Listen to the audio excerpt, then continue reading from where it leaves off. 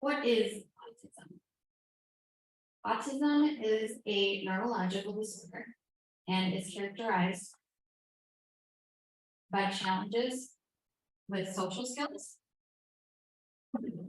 verbal and nonverbal communication, and repetitive behaviors.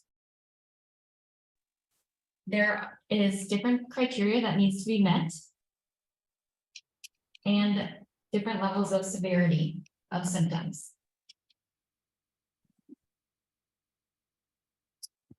The information provided today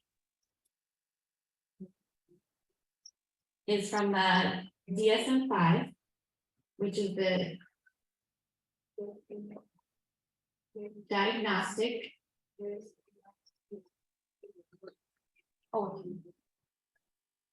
The diagnostic statistical manual, and that kind of declares all the criteria for mental health disorders, and some information from the CDC.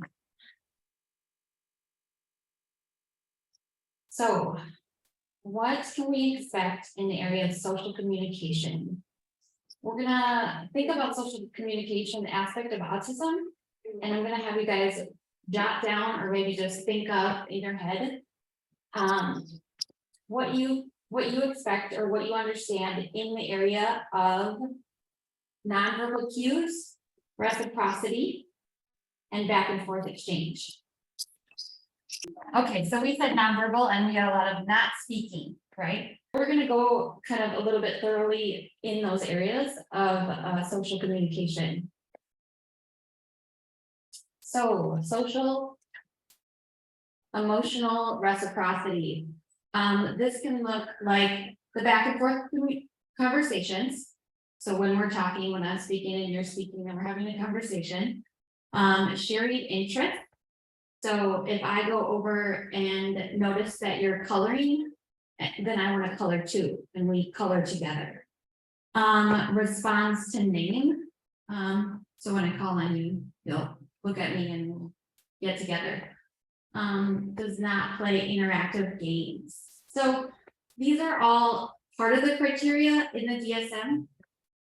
So a part of these few things, there's a lot more. It's a heavily listed. There's a lot of criteria to meet, but these are just some examples. And so we're going to watch a little bit a clip in here of a typical developing child playing an interactive game, and we'll kind of go over it a little bit. I think if you click next. Yeah. Can you give me 5? Yeah. Can you give me 5? Oh, other hand. Can you give me 5? Can you give me 10? Yeah. Yeah, so in that video, we saw some back and forth exchange. I also noticed some social referencing where the child was looking at the caregiver. They were also looking at the caregiver that was maybe videotaping. And then that would be what you refer to as an interactive game. That child was sharing an interest in that game. And so a child with autism might not respond to that interactive game.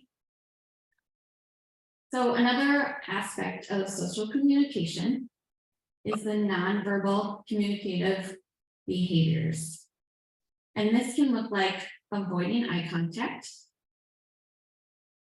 body language, few gestures, and lack of facial expressions. And so we're going to look at that with the first video. The first video is of a child, a typically developing child. Kyle.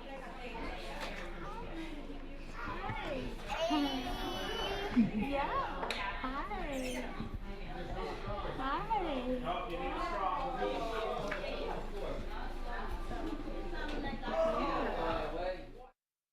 So that little guy, he responded to his name.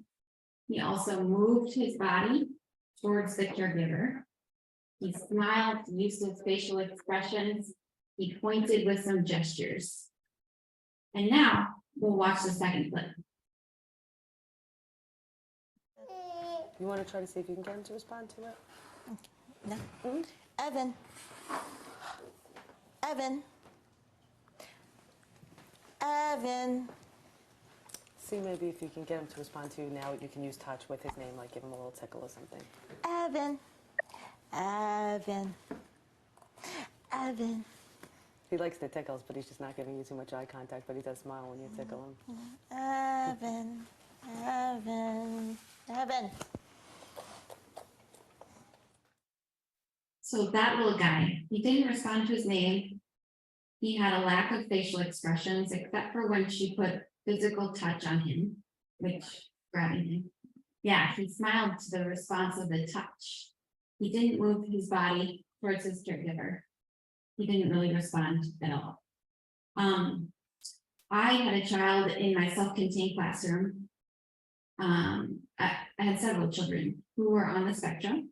And there was one day that I only had 2 kiddos that day. So I thought I'd go get my stool to reach really high up into my cupboard to find a specific book. And when I was doing that, they were doing free play. And so I went up, tried to grab, and fell backwards, obviously, tripping. But my head hit the back of the cement wall. And I said, ah, and I was pretty loud about it because it was reactive. And my 2 little guys didn't flinch, nothing. They were immersed in what they were doing. Yeah. And so if it would have been a typical developing child, they potentially would have came over to me and used nonverbal cues or body language to say what's wrong.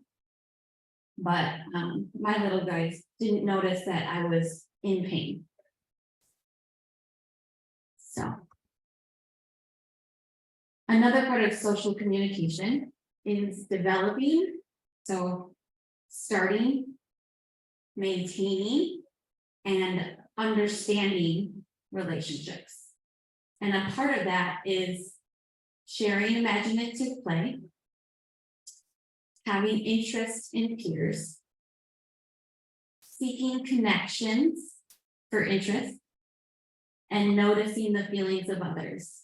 So I kind of talked about it a little bit in that previous example of them not noticing my feelings. But we're going to watch a little video of typical developing children playing.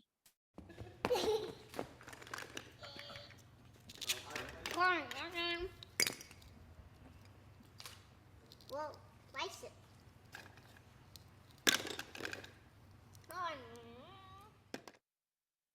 So in that short little clip, you could see the little girl standing up and noticing what the other child was playing with.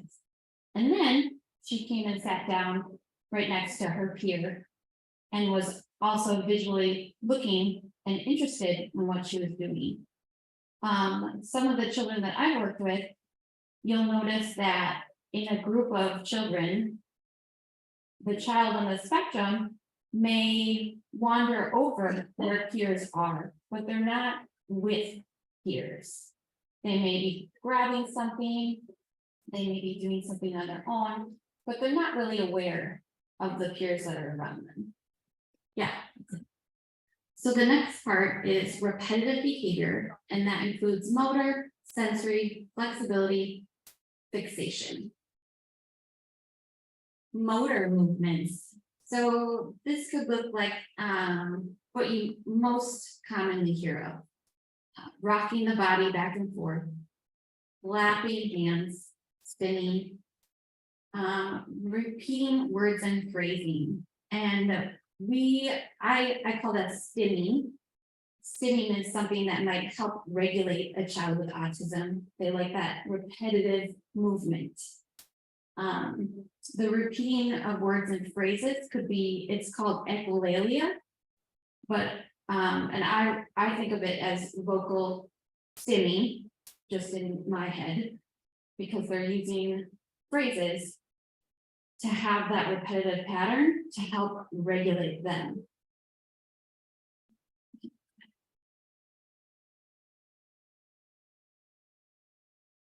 Hi, Lucas. Hello, okay. Say no. Say hi, Georgia. Hi, Lola. Give me a hug. Come here. Come here. I gotta tell you something. Hi. Give me a big hug. Oh. How are you? Hi. Say, I'm fine. I'm fine. Good. Good. Are you playing? I'm fine. Cheek, cheek, cheek, cheek, cheek, cheek, cheek. Ooh, it's cold. Look. Ooh. So that's an example of repetitive phrases. If we can go forward. Another difficulty that children on the spectrum might have is inflexibility in their routines. They really like structure and repetitiveness and ritualized patterns. They can get really stuck in their thinking. When I worked in the schools, we would often say to a child, wow, you're really stuck in your thinking right now, when maybe they would rather play than work. And we would say that they're stuck thinkers, which is not the case for children with autism. Their stuck thinking comes because those ritualized patterns is regulating. They can struggle with transitions because that knocks them out of those patterns. And then upset over minor changes. So again, knocking them out of that pattern.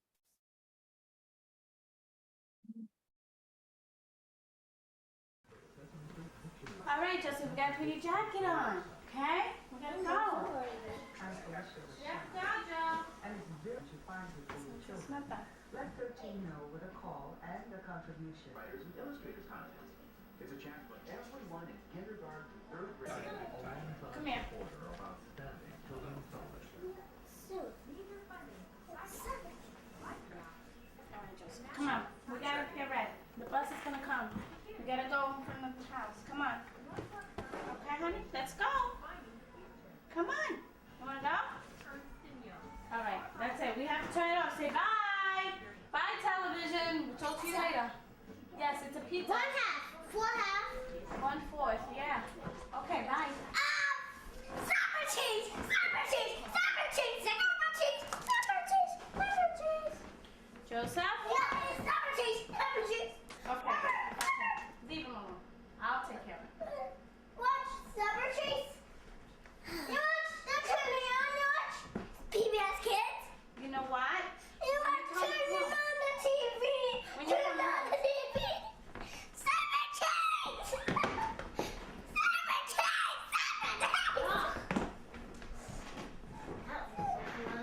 Here's some tissue for your nose. Soccer cheese. Let me.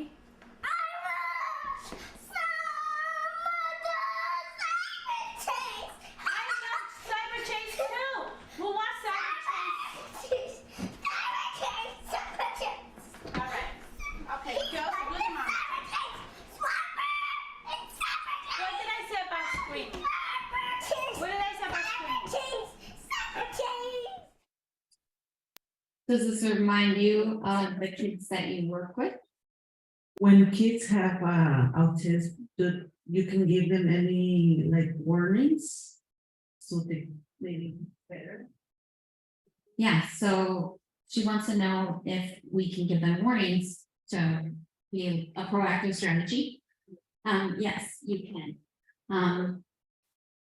And that's a supportive strategy that you can use with all children.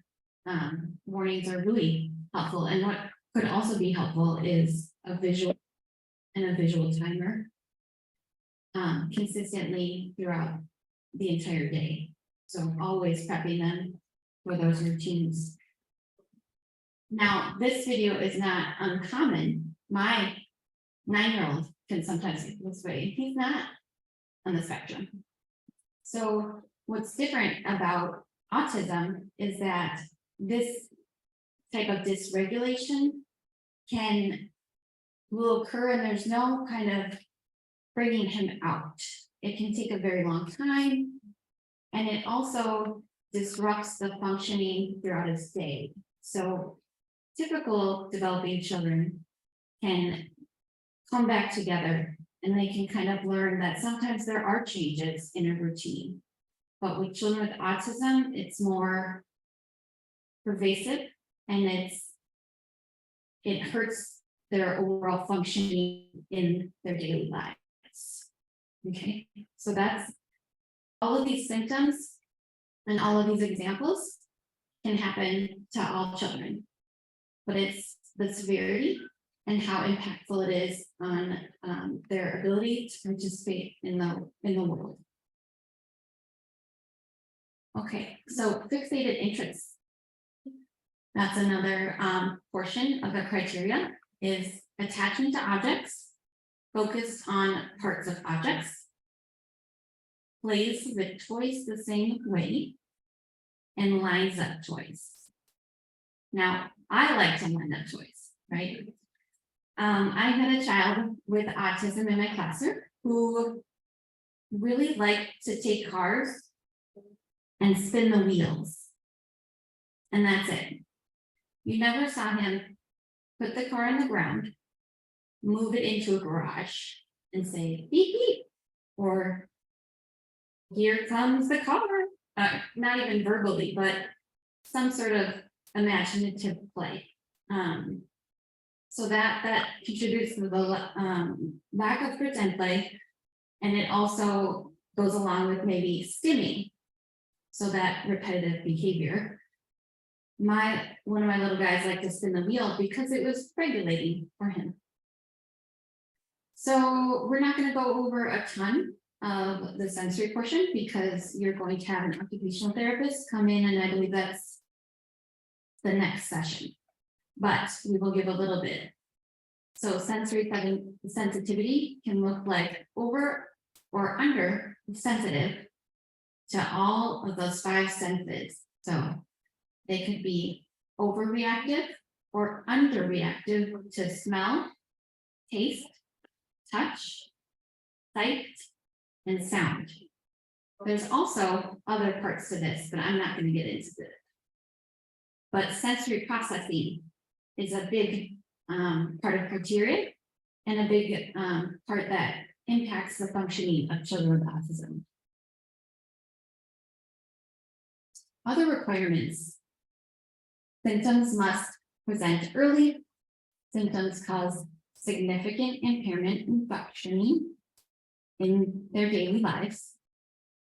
And it's not better explained by, so the child doesn't, it doesn't fit the criteria for intellectual disability or global developmental delay. Now, the autism spectrum, what does the spectrum mean? Under the DSM-5, they label children on the spectrum with levels. Do I agree with it? I don't know. But basically level 1 just talks about they require some support. Level 2 requires substantial support. Level 3 requires very substantial support. And so when children are diagnosed, they will come with a level as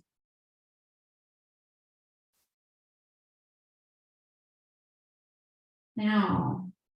These levels are not inclusive of the full picture of the individual and other strengths and weaknesses. They shift over a lifetime, so the challenges that come with autism change over time. This is why it's referred to as a spectrum. It's not a line, it's more of a circle. To a circle filled with all the characteristics of autism, where an individual fits into each one. So Grace put up this circle here and she put in some of the parts, all these parts: flexibility, fixation, relationships, nonverbal, reciprocity, and sensory. And this is just an example of a child and where they fit in that spectrum. Now, each child is an individual, so each child comes with their own unique needs. So you're not gonna meet one autistic child and know what it's like to have autism. And now, I'm gonna go ahead and have Gail come on up. Just for time's sake. And she's gonna be talking about early monitoring. It's great to be here with you. I am a public health researcher and a parent of an autistic adult.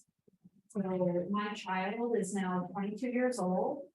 And one of the reasons I decided I really wanted to focus on autism and work with community members around identifying autism is because my child was not identified very early. And of relevance to all of you in childcare, when my child was in preschool childcare, the behaviors were there that could point toward autism, but childcare providers thought he was being bad. So when he was 5 and diagnosed with autism, it was really helpful because then we could understand better what was happening for him.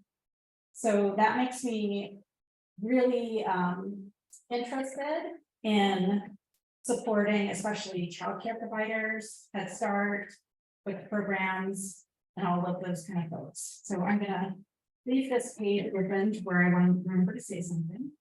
But then I'll just go through. Okay. Apologies for slides that have a lot of words. This might be the only one, but I teach at the university a lot. And we do that sometimes. So I grabbed this one just to remind myself of something I wanted to say. So you don't need to feel like you should read the whole thing. What I wanted to remember to say is that it is really common for children to have a developmental disability of some type. So 1 in 6 children, based on research that is current, have a delay or a developmental disability that typically is not identified.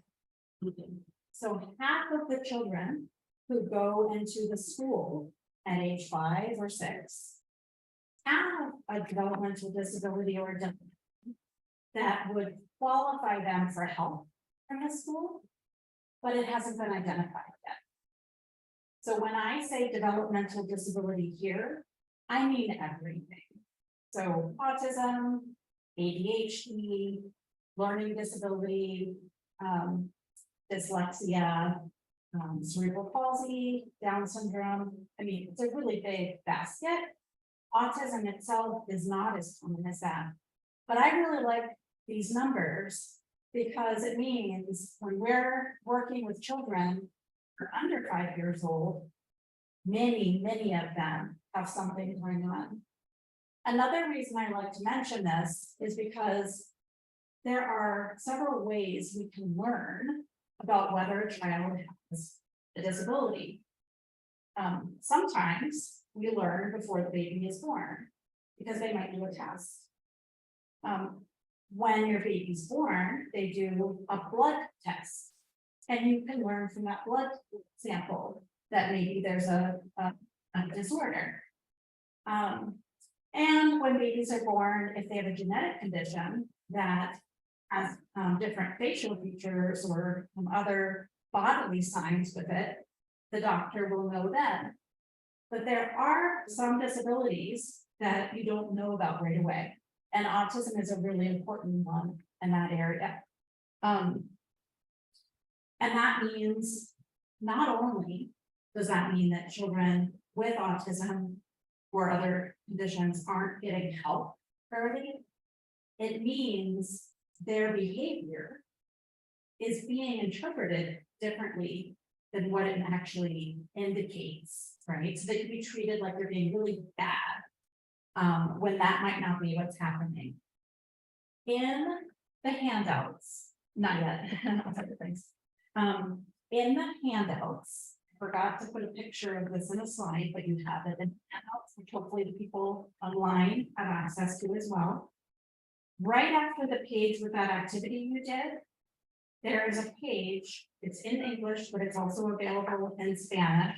I was correct, we give the links to the leaders later, and they can share those with participants. This page and the next one, these show the prevalence or how common autism is in the state of Wisconsin. We do research on autism for the CDC here at the University of Wisconsin. So we know a lot about how many children have autism in our state.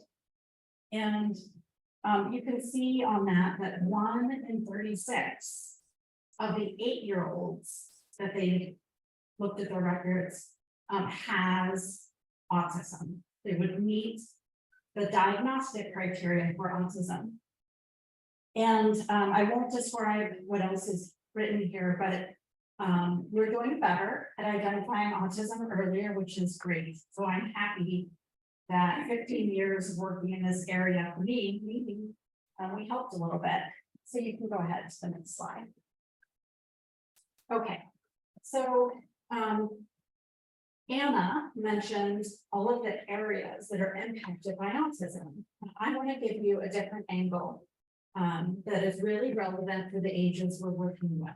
So this will copy a little bit or refer back to things Anna spoke about. But let's think about early signs. I'm going to go over those, and then I'm going to show you some videos of my own child that are short.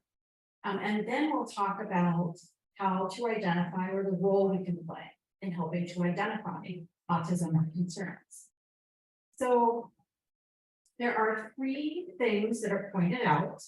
I use the CDC resources just like others have shared. I also like the Healthy Children website. So the link is here. It is a site that probably has most of its material in Spanish as well, I hope. So the 3 delays that they point out that are really helpful early signs of autism are delay in joint attention or lack of joint attention. So does anybody know, do people not know what, does anybody know what joint attention means? I didn't when I first heard it. I don't know. So joint, and I'm gonna get it wrong from this, standpoint of someone who is a specialist in that area, but joint attention has to do with this understanding of what I am meaning when I point to this tree. And you'll notice that a young child, I'm not going to remember the ages, it might say it on the next slide. If I point to that tree at a certain age, not when they're 2 weeks old, not when they're 1 month, but at some point they're going to look not at my finger, but at the tree. I think some of our pets, I think most of our pets don't have this skill, but I'm always interested in what other animals besides human beings might develop this. But that's not comes at the same age, or it might not ever come for children who have autism. So if we see that, I think that's a concern. Language delays and differences. I'll go into these in detail in a minute. And then regression in any milestone or development. So if a child's talking and then stops talking, if a child is drawing pictures of things, this is a dog, this is a house, and then they stop, they never do it again.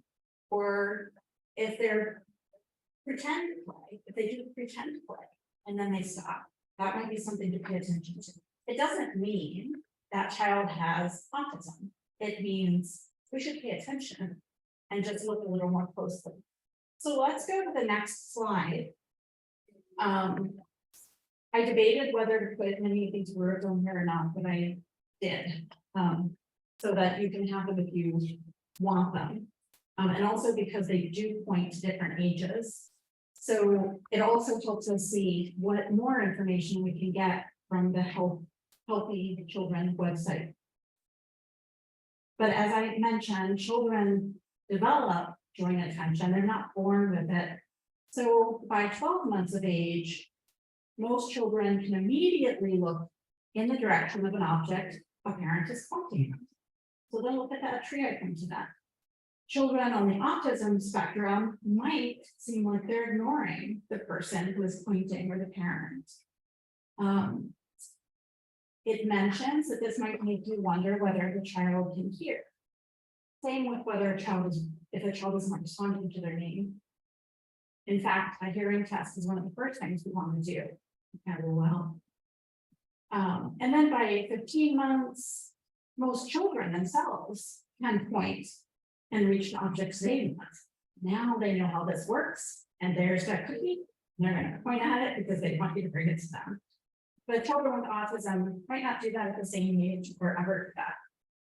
And so this goes on. So we can go to the next slide. So language delays and differences. This is something you can be paying attention to quite early. So the use of labels. A child in the autism spectrum might have words they use to label things, but they might not ask for things. And they just might use labels and words in a funny way. So if they're using language in a way that's just not like other kids that age, pay a little bit of attention. They don't mention here not responding to their name. I kind of think that's a real big one. I didn't add it because I was sticking to their list, but I think it's in this. It's a different form of communication. It's, receiving, but I think of that as well. Echoing and repeating. So Anna mentioned echolalia, right, which is sort of echoing back, repeating back words that you're hearing because you've heard them, not because it makes sense in that context necessarily, although they might. Children with autism, as they get older, might really love to repeat phrases from a TV show or a song or something like that. Again, if a child does that, it doesn't mean they have autism, but it means we want to take a little bit of a closer look and see what's going on. They might just really, really love to repeat their favorite shows.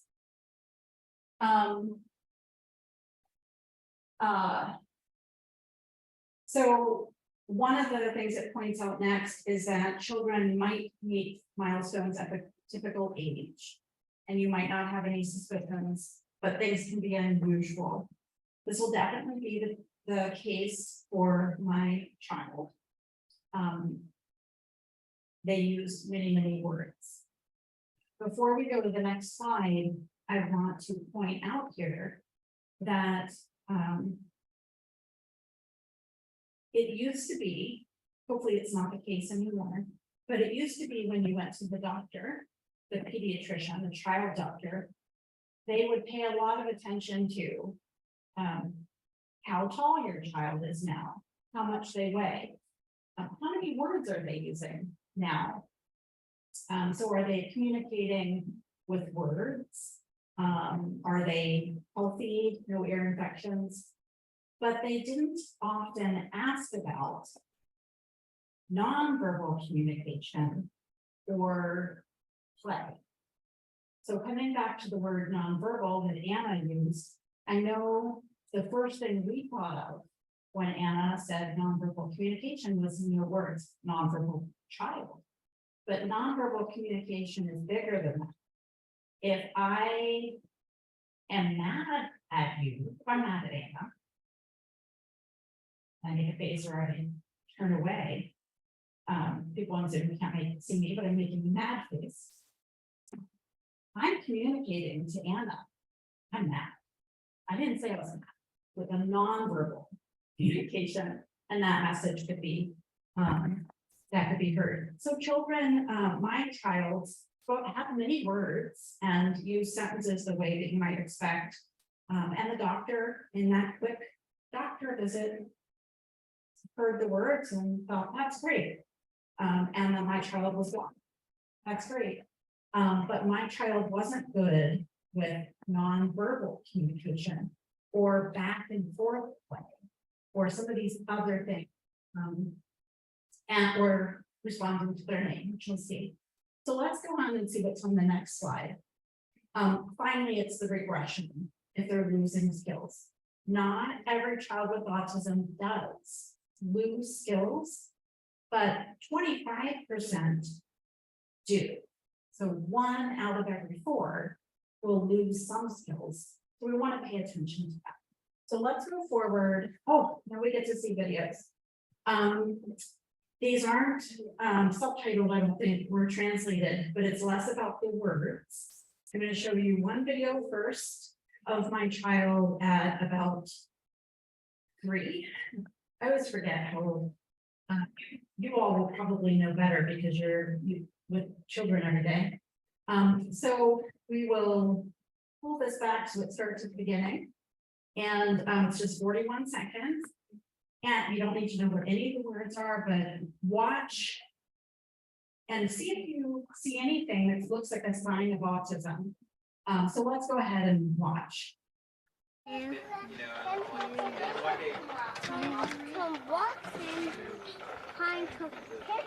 You like to find bugs? Find and put them in the water. Oh. And some tips, and some rocks. And that boy will be high to them. Let's go inside. Ask Allison if she wants to come inside. Algo se para. Está ya. Great.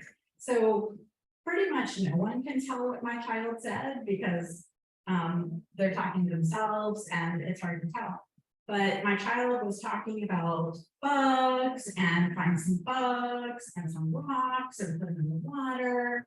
And then he decided he was done with all that and was going to go inside and announced it. I asked, why don't you invite your cousin Allison to go inside? And no, right? One of the reasons I really like to show this video is because, well, just see with the people in the room with a nod or a shake of your head.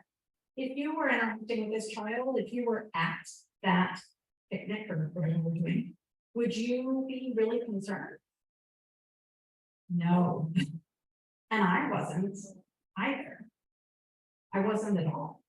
I knew that my child got very engaged, very focused on what they were doing. So we weren't concerned. We didn't know to ask about anything. But my child is not responding to their name. They're not doing anything to respond to the cousin coming in or anything like that. Pacing and things like this. Now, you might think when you see this video, and you can go ahead and start to bring up the next one. You might think when you see this video, well, this is probably one of those children who grows up and you couldn't even tell that they had autism. You know, like, it doesn't seem like there's really anything wrong. Let's go ahead and watch the next one when my child is 8. We're playing the game Trouble, which is really noisy. Okay, running straight towards the end, but suddenly the end starts running. Eyes go! Oh, eyes go! Okay, it's your turn, Miss Chodron. 5. Thank goodness. Thank you. To get to it. You saw this 8-year-old, would you have some constraints? Yeah. And so that was from 3 to 5 years old. One of my psychology colleagues likes to point out that little differences at 2 years old or 3 years old, 4 years old, you know, it's trying to draw like two lines that are pulling away from each other. The older you get, the more difference there might be from your peers who are that same age.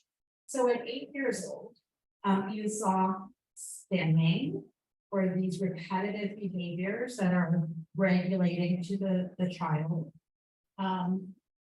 You actually saw an obsession with finger knitting with your fingers with yarn, which many kids maybe get obsessed with, knit Barthen.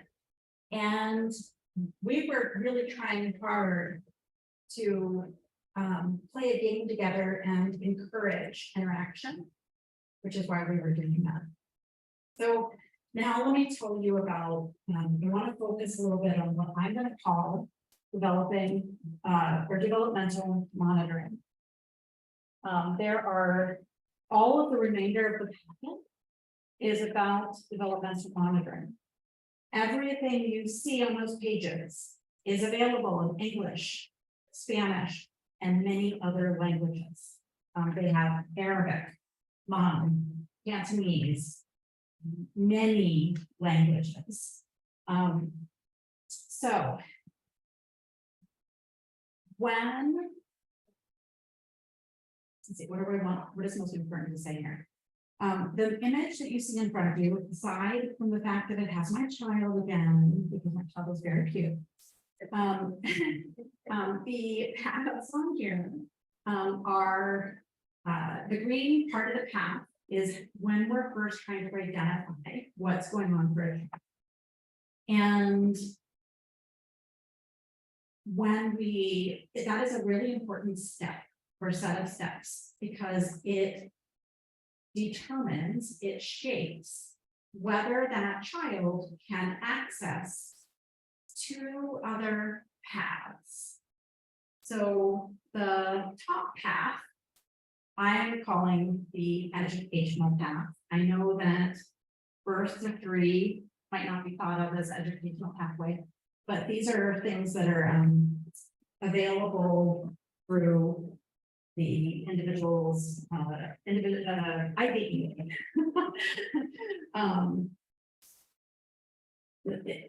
Individual with Disabilities Education Act. All the acronyms. So for a child to access help through birth to 3 or in the school through special education, you have to find out that there's something going on and there's a delay. So remember, at the beginning, I said 1 in 6 children has a developmental delay or disability, but only half of them are identified before they enter school. And then the schools are different in terms of how well they do at getting those kids help right away. So when we are working with kids and they're 1, 2, 3, 4, if we can help identify a concern earlier, that's going to help a lot, especially if we can get them to birth to 3, because then birth to 3 does a pretty good job of helping the family transition to school. The other path is healthcare. So I know I've talked to a lot of childcare providers who feel like doctors don't see the kids that much. They don't know that much about development. It can't be that important to get the child over to the doctor. Well, working at the Waisman Center, I know about many children who have autism or other developmental disabilities, and often there's more than one thing going on. So we had a kiddo at the child care, the Waisman Center. I knew the mom, so she told me about this kiddo who has autism, but also has a genetic condition. That genetic condition was the cause of the autism. And that genetic condition happened to be a rare one, but it was also associated with health problems with organs. So we don't want to ignore the whole healthcare screen, right? There might be something else going on. Also, maybe it isn't autism. Maybe they can't hear. So we need to make sure parents are talking to the doctor and they're checking out that side.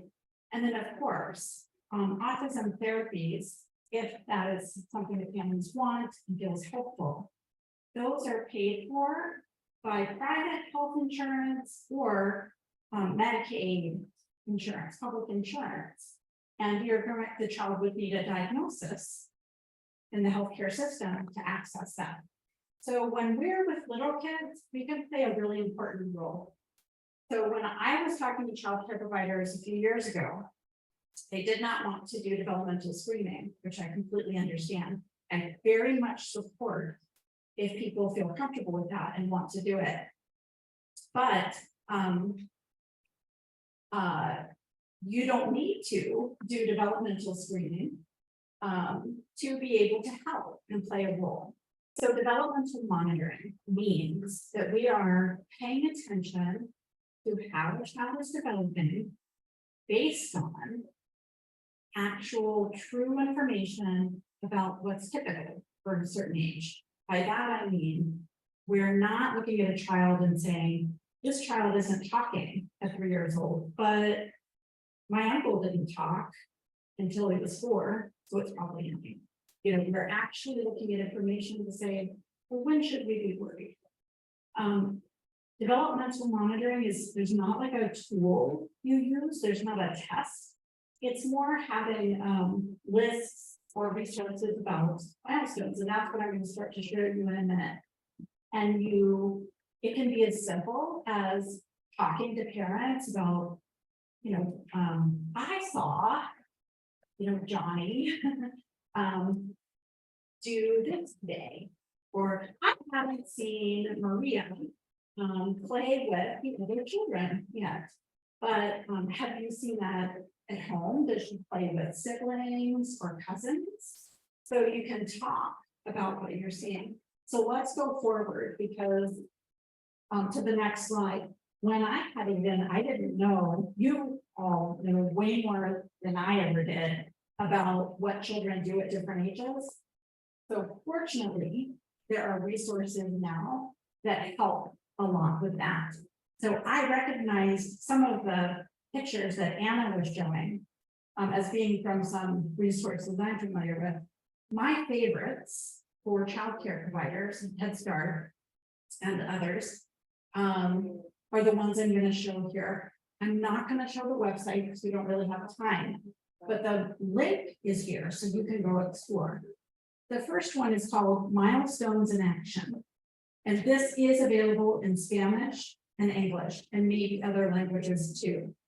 So this is a library of pictures and videos that show you what kind of milestones children can do and at different ages. So instead of saying joint attention, it's going to tell you, it'll say joint attention, but then it's going to show you pictures and videos, just like Anna was showing videos of all these different milestones, right? That's very helpful. And there are different ages, so you can see, what does communication look like at 9 months old? What about at 18 months old? And let's go to the next slide. The same, all of these resources are from the CDC, from the Learn the Signs, Act Early project. So this is the second resource. It is very valuable. And it is called, right up there in the left corner, Watch Me, Celebrating Milestones and Sharing Concerns. That is a training designed for caregivers, so for child care providers, preschool teachers, Head Start, early Head Start. This is for you. So it has, you can also get free continuing education credits when you take this, or print the certificate and get that to the registry for however you get credit. Takes 1 hour at the very least. And it's going to help you understand why monitoring children's development is important, how you can play a role in that. There's some videos, so you can see how to talk to a parent and things like that. So let's go on to the next one. So this is another page from the same set of resources. There are several reasons I put this on here. One is because I wanted you to see a landing page where you could go to find many resources, including any of the handouts you see in this packet, like the one I'm holding up says tips for talking with parents about developmental concerns. That is available on this website, and it's available in English and Spanish and many other languages.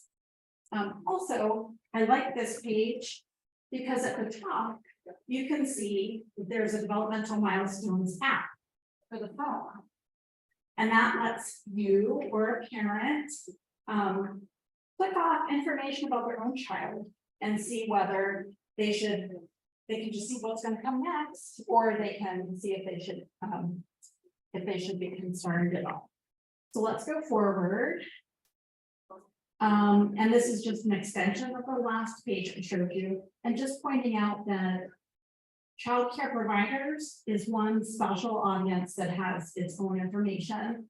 And there's early care and education. It's broken out separately by early Head Start and Head Start, and programs that might be part of the Child Care Development Fund.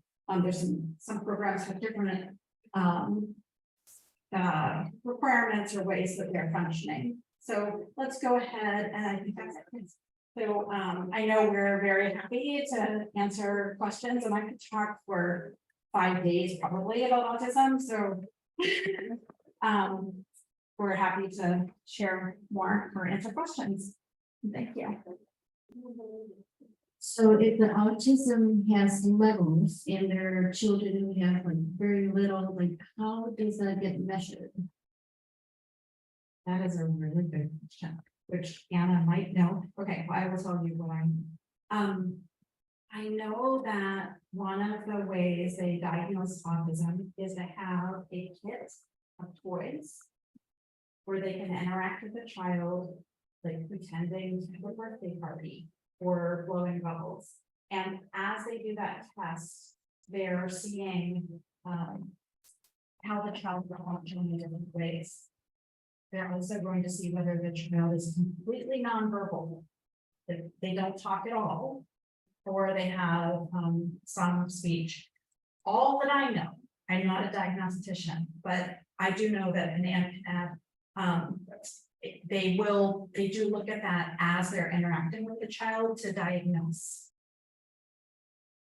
Yeah, so I think it depends on severity and how much each of those categories, the social communication, the repetitive behaviors, and the relationship aspect, how much they need support in will define what level they'll land in. And so when you have a child with level 3 autism, they have a more challenging time doing daily skills and interacting in the world that's available to them. And they're going to need high levels of support. So a lot of people on their team. Whereas level 1 might need some visuals and a support person at school, or certain accommodations to help with sensory needs, but they can more easily move throughout their day. I don't diagnose. I did school evaluations, but I'm not a clinician. And then about your warning or giving a warning.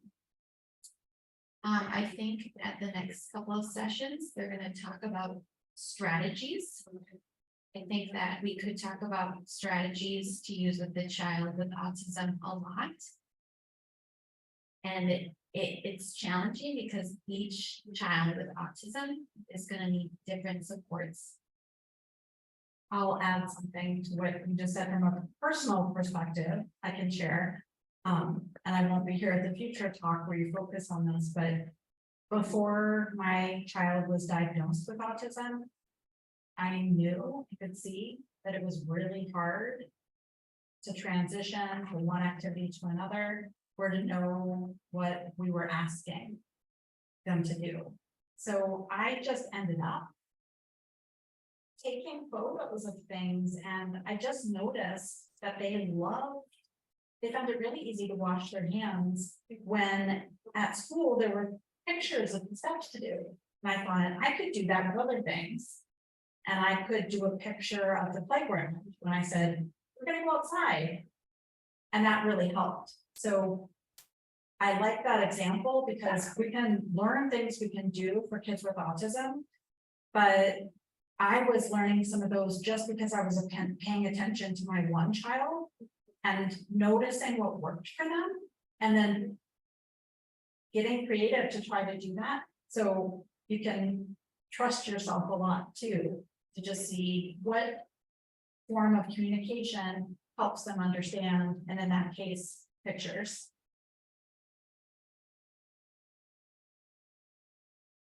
And visuals, as I'm sure all of you know, are huge with all children, so we should use them all the time. But those individual pictures and individualized steps for children with autism is very helpful. And then I believe that all of you are really attuned to the children in your care. And so you have a better understanding of what they need.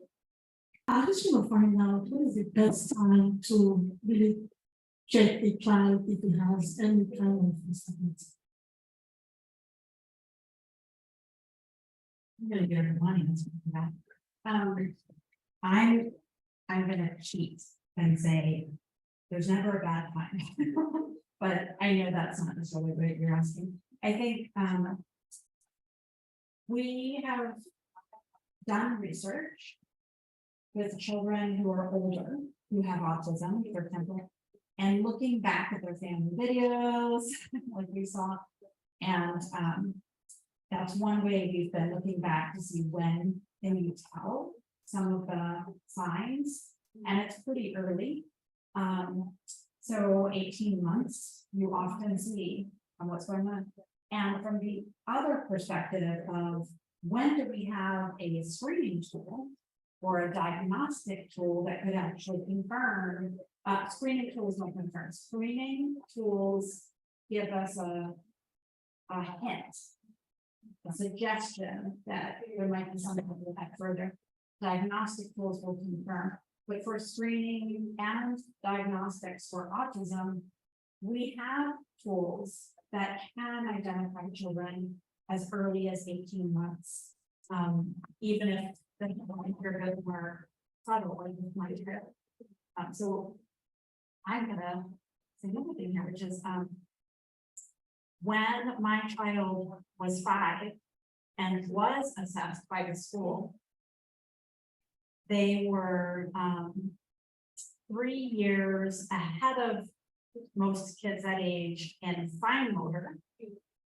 So they were more like a 8-year-old, 3 years ahead of other children in their intellectual development, 3 years behind. So more like a 2.5-year-old when that assessment was done in gross motor. So riding a bike, running, big muscle actions. And they were 3 years behind in social emotional development. So there was a lot that could be told pretty early. So hypothetically, when my child was 2.5, or 3, you'd definitely be seeing that they was behind. They didn't start to just be behind at that age.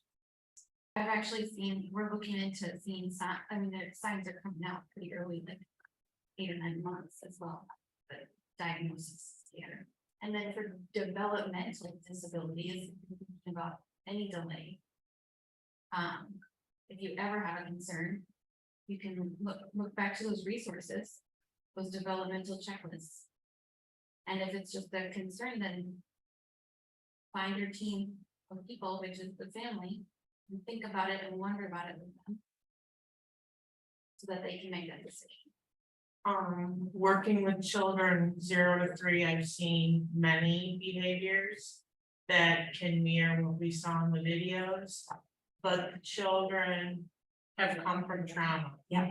So I think it is very important that we can look at the developmental screeners, but not think, oh, autism. It's important to build the relationships with the families and then be in touch with our mental health team. I could not agree with you more. There, a few years back, when I started working in this area, one of the pediatricians in this area, in Dane County, she came for training to the Waisman Center. And she pointed out to us that it is really difficult for her when a child comes into her office and has some of these behaviors. The most difficult thing for her to do is understand whether it's in the direction of developmental disability and we need an autism assessment or that, something like that, or is this child experiencing abusers, their family challenges. There are many things that can show the same profile, which is another really good reason why it's important to mobilize the teams at your site, the experts in the broader early childhood education field here in our state. Having them still talk to the doctor who can also help. Yeah, doing all of this. I'm really glad that you said that. My next question is, if a child, maybe a child of 18 months as early as possible, and you could diagnose at that time, at that age, that the child has autism, is there a possibility that that child as early as 18, if you start working with the child at that age, is there a possibility for the child to turn around to be ready? Is there a possibility in the history of autism? Yeah. This is a fun question to ask me because I'm a parent of an autistic kid. Now that, so I'm gonna answer this going through the back door. Now that my child is 22, I get to learn from their perspective how they feel about our social understandings of autism and how maybe it's stigmatized and then we might hope we can fix it or something. So I want to acknowledge that you know, we're trying hard these days to think of the Down syndrome or autism in terms of like we're all different, and that's great. The second way I'll answer that question is when we work with children early and do early intervention in an appropriate method for what's going on with that child, we can do a lot to help them build skills and coping strategies and communication that are that move their skills forward without trying to or needing to make them not like autistic per se. I think it might be the case that I know there has been research that has said that under certain circumstances, when you do specific interventions or treatments with a child, that with autism, some of the behaviors you see or some of the intellectual level or the communication level becomes the same level as normal or closer to normal. And you know, there is research out there that will say that in particular areas. I think that is not what we don't try to cure anyone. It's not the dominant way that we're looking at autism now, like just like it wouldn't be for Down syndrome or cerebral palsy. But yes, early intervention is very important and helpful for helping them develop a lot of skills in communication and understanding. And I would add my child one of the things that they've benefited the most from early intervention at different ages and in different ways, is when that intervention helped them find a new strategy or a way to do something that they could put in their toolkit. I just want to say thank you to our presenters, Anna and Emil.